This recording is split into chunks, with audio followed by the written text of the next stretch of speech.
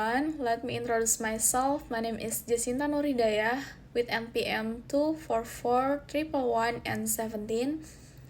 Here I'm explain for Human Resource Management.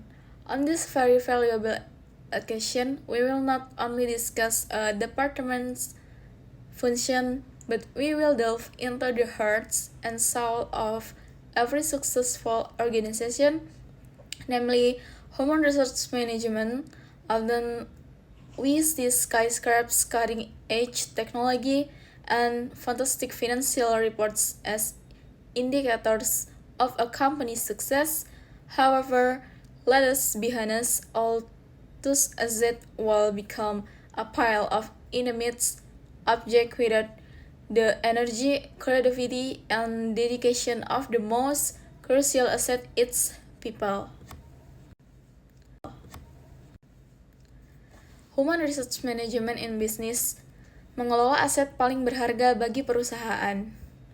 Apa itu manajemen sumber daya manusia atau Human Resource Management? Human Resource Management adalah pendekatan strategis untuk mengelola karyawan suatu organisasi secara efektif. Tujuannya adalah untuk membantu bisnis pendapatan keunggulan kompetitif melalui orang-orangnya. HRM berfokus pada pengelolaan orang berbagai aset bisnis strategis, bukan hanya biaya administrasi.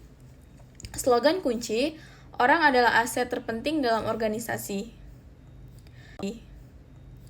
Pentingnya HRM bagi bisnis, menarik bakat terbaik, menciptakan employer brand yang kuat, mempertahankan karyawan, mengurangi turnover pergantian karyawan yang mahal, meningkatkan produktivitas, memastikan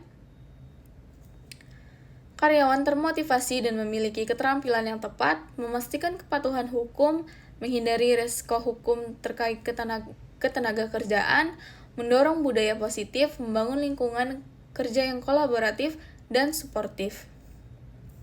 Evolusi peran HR, dulu administrasi personalia fokus pada administrasi, penggajian, dan pencatatan bersifat reaktif. Sekarang HR manajemen fokus pada fungsi rekrutmen, pelatihan, dan kompensasi. Masa depan, strategic HR partner fokus pada strategi bisnis, data, talent management, dan budaya bersifat proaktif dan prediktif. Fungsi inti Human Resource Management and Selection, definisi proses mengidentifikasi, menarik, menyaring, mewawancarai, dan mempekerjakan orang yang tepat untuk pekerjaan yang tepat. Prosesnya, perencanaan kebutuhan job analysis, yang kedua pencarian kandidat searching, yang ketiga penyaringan screening, yang keempat wawancara dan seleksi, yang kelima penawaran atau offering. Fungsi inti training and development, definisi proses untuk meningkatkan keterampilan, pengetahuan, dan kompetensi karyawan. Tujuannya onboarding, membantu karyawan baru beradaptasi. Yang kedua upskilling, mengajarkan keterampilan baru untuk peran saat ini. Ketiga, reskilling, melatih karyawan untuk peran yang berbeda. Dan yang terakhir, pengembangan kepemimpinan, mempersiapkan pemimpin masa depan. Fungsi inti performance management, definisinya proses berkelanjutan untuk menetapkan tujuan, memantau kinerja, dan memberikan feedback kepada karyawan. Bukan hanya penilaian tahunan, penetapan tujuan KPIs atau OKRs. Yang kedua, umpan balik, feedback berkelanjutan. Yang ketiga, penilaian kinerja formal, dan terakhir, rencana pengembangan diri. Fungsi inti compensation and benefit, definisinya mengelola struktur gaji, bonus, dan tunjangan yang diterima karyawan. Tujuannya adalah adil, memastikan keadilan gaji internal dan eksternal, kompetitif, menarik talenta dengan standar pasar, memotivasi, menghargai kinerja tinggi, bonus atau intensif. Contoh tunjangan, asuransi kesehatan, dana pensiun, cuti berbayar. Fungsi inti employee relation and compliance, definisi mengelola hubungan antara manajemen dan karyawan serta memastikan kepatuhan terhadap hukum. Area kunci, hubungan karyawan, menangani keluhan, resolusi konflik, membangun budaya positif, kepatuhan hukum, compliance, mematuhi undang-undang ketenagakerjaan, undang-undang cipta kerja, upah minimum, keselamatan kerja atau K3. Menuju strategic human research management, menyelaraskan strategi HR dengan tujuan dan sasaran keseluruhan bisnis. Contohnya, tujuan bisnis menjadi pemimpin inovasi dan pasar, strategi HR, merekrut talenta kreatif, menciptakan budaya yang aman untuk bereksperimen, dan memberi penghargaan pada ide-ide baru. HR bukan lagi cost center atau pusat biaya, tapi value driver atau pendorong nilai. Tren dan tantangan modern dalam human research management. Kerja jarak jauh atau remote hybrid work, mengelola produktivitas dan budaya secara virtual, AI dalam HR, menggunakan AI untuk rekrutmen, administrasi dan analisis data, DA&I, diversity, equity and inclusion, membangun tempat kerja yang adil dan inklusif, kesehatan mental dan kesejahteraan atau wellness, fokus pada kesejahteraan karyawan secara holistik.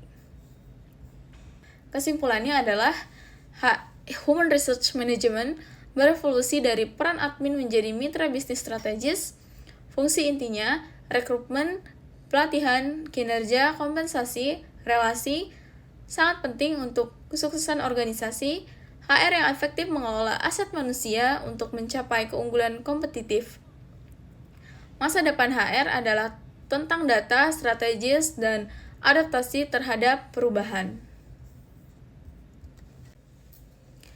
I hope that this presentation will not only add to our theoretical insight but also inspire all of us, but as proactive human research professionals and as part of the future workforce, to see that human research management is the key to building organizations that are not only financially successful but also meaningful and sustainable. If there is one message I want to leave with all of you, is this great organizations are built upon a foundation of great human research. Never view the cost incurs for training, for employee well-being, and for creating a positive work environment as a burden, but rather as the most critical investments that will yield influence rather in the form of long-term loyalty, innovation, and productivity. We hope this material is beneficial. Your constructive feedback and suggestions and highly value. Thank you very much guys and see you on the another questions.